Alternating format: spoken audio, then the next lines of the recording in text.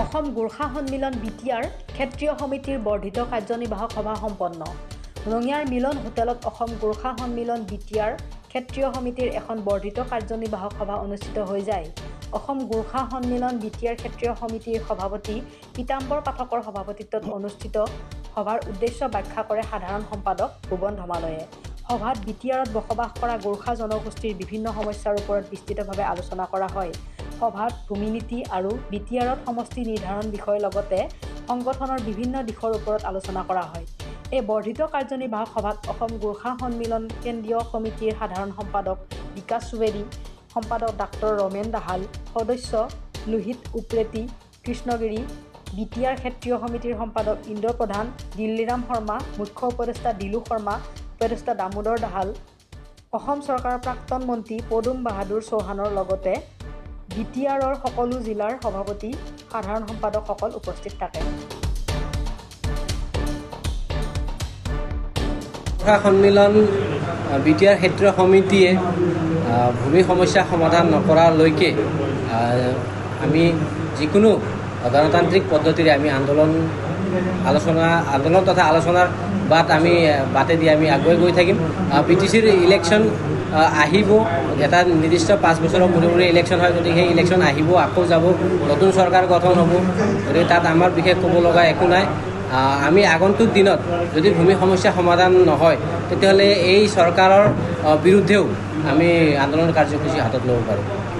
অসম গোৰ্খা সন্মিলন বিটিআৰ ক্ষেত্ৰীয় সমিতিয়ে সমষ্টি পুনৰ নিৰ্ধাৰণৰ ক্ষেত্ৰত আগতে এটা উপসমিতি গঠন কৰা হৈছে আৰু সেই উপসমিতিৰ যোগেদি বিটিচি চিফ প্ৰমোদ বড়ো, অসমৰ সন্মানীয় মুখ্যমন্ত্ৰী হিমন্ত বিশ্ব শৰ্মা ডাঙৰীয়া আৰু অসমৰ মহামহিম ৰাজ্যপাল তেখেতৰ হাতত আমি এটা মেমৰেণ্ডাম অলৰেডি ছাবমিট কৰা আছে। আমি বিটিচি চিফক আৰু নিখিল বড়ো ছাত্ৰ সন্থাৰ সন্মানীয় সভাপতি দীপেন বড়ো দেৱকো আমি অনুৰোধ জনাইছোঁ যাতে অন্ততঃ 4টা সমষ্টিত যিটো নতুন সমষ্টি পুনৰ নিৰ্ধাৰণ হ'বলৈ গৈ আছে, 40টা সমষ্টিৰ পৰা যিটো 54টা সমষ্টি হ'বলৈ গৈ আছে, সেই 54টা সমষ্টিৰ ভিতৰত যাতে ওদালগুৰি, তামোলপুৰ আৰু বাক্সাত অন্ততঃ 4টা এনেকুৱা সমষ্টি যাতে হয়, তাত আমাৰ গোৰ্খাসকলে নিৰ্বাচিত হৈ আহিব পাৰে।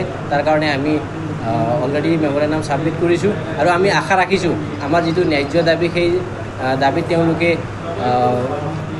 সহযোগিতা আগবঢ়ায় আৰু অন্ততঃ 4টা সমষ্টি য'ত আমাৰ গোৰ্খা নিজে ইলেকশ্যন খেলি যাতে নিৰ্বাচিত হৈ আহিব পাৰে, তেনেকৈ 4টা অন্ততঃ সমষ্টি নতুনকৈ যিটো নিৰ্ধাৰণ হ'ব লগা আছে তাত আমি পাম বুলি আমি আশাবাদী। সময়ত প্ৰমোদ বড়োদেৱে বা বিভিন্ন ৰাজনৈতিক নেতাসকলে বিভিন্ন কথা বতৰা কোৱা আমি দেখিবলৈ পাওঁ। তাত আমাৰ বিশেষকৈ ক'ব লগা একো নাই, কিন্তু গোৰ্খা উন্নয়ন বোৰ্ড যদি বিটিচিত গঠন হ'লে হয় তেতিয়াহ'লে নিশ্চয় বিটিচিৰ গোৰ্খাসকলৰ বিভিন্ন আৰ্থ সামাজিক দিশত উন্নতি হ'লে হয়। কিন্তু সেই নিৰ্বাচনৰ আগত যিটো তেওঁ আশ্বাসন দিছিল, তেওঁ যিহেতু এতিয়া কাকো দিয়া নাই, গতিকে গোৰ্খাকো দিয়া নাই। আমি বিশেষকৈ সেইবিলাক ডেভেলপমেণ্ট বৰ্ডৰ কথাক লৈ আমি খুব বেছি এই কৰি নাথাকোঁ। আমাক আচল কথাটো হ'ল কি, আমাৰ বিটিচিত বসবাস কৰা গোৰ্খাসকলৰ প্ৰধান সমস্যাটো হ'ল ভূমি সমস্যা। গতিকে ভূমি সমস্যা সমাধান নকৰালৈকে ডেভেলপমেণ্ট বৰ্ড দি, ৱেলফেয়াৰ বৰ্ড দি, কিবা কৰি এটা ঘৰ বনাই দি তেনেকৈ উন্নয়ন নহয়। আমাক আচল সমস্যাটো হ'ল আমাৰ ভূমিৰ সমস্যা।